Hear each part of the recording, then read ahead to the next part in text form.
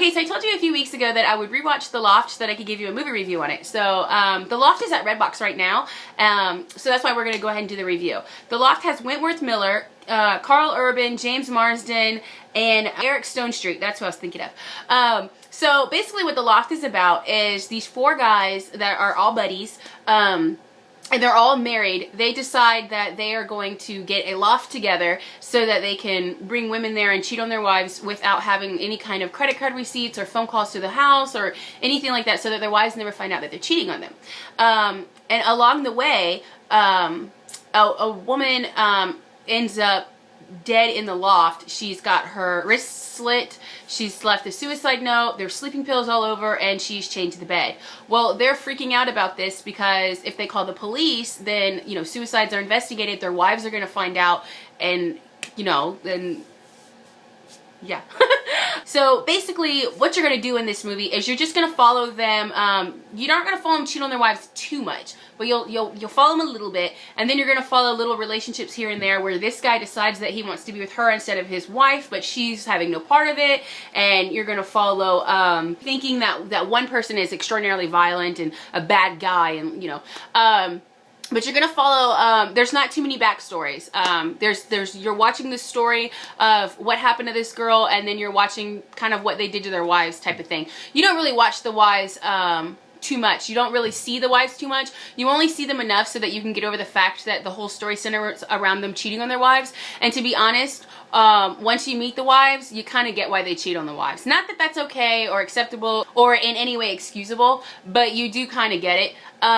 So at the end of the movie, I don't want to give anything away in case you haven't seen it. So I don't want to give away the movie, but I will say by the end of the movie, one of the guys in the loft, their wife finds out about the girl. That's all I'll tell you. Like I said, I don't want to give away anything in the movie. I actually like this movie a lot. You don't expect a lot of the twists and turns, and you certainly don't see the end coming. And if you say you do, I don't believe you. Leave me a comment if you saw the end coming. Let me know, because I don't believe you. I really don't. Okay, unless you're psychic, and then I guess maybe you could have. So for me, the best part about this movie has got to be Eric Stonestreet. If you've ever seen Modern Family, Eric Stonestreet plays Cam, and to see him in this role is just amazing to me, because Cam is the very flamboyant character on Modern Family, but Eric Stonestreet plays just this womanizing, just asshole, to be quite honest, with the language and the innuendos and the just. Oh, and it's just so funny for me to see somebody that's so sweet and down to earth to act like that. Now, that being said, this movie, the acting in this movie is going to blow your mind. Honest to God, the only one that gives a good performance in this movie is Eric Stonestreet and James Marsden. They're the only ones that give, and it's amazing to me because everybody else is a veteran actor, except for Wentworth. He's not really around much, and he wasn't back then either. But you know, they've all given good performances. I know they know how to act, but in this movie, their acting is just atrocious. It really is. But you sort of get past it about 45 minutes in. Once like the stuff starts coming in, and you start seeing, you know, like the whodunit of it starts getting a lot better. So for me, I love this movie. I really do. I watched it, like I said, I watched it when it first came out. I watched it again a few days ago and had already, like, I thought the ending was one way, and they got me again. It turned out it wasn't.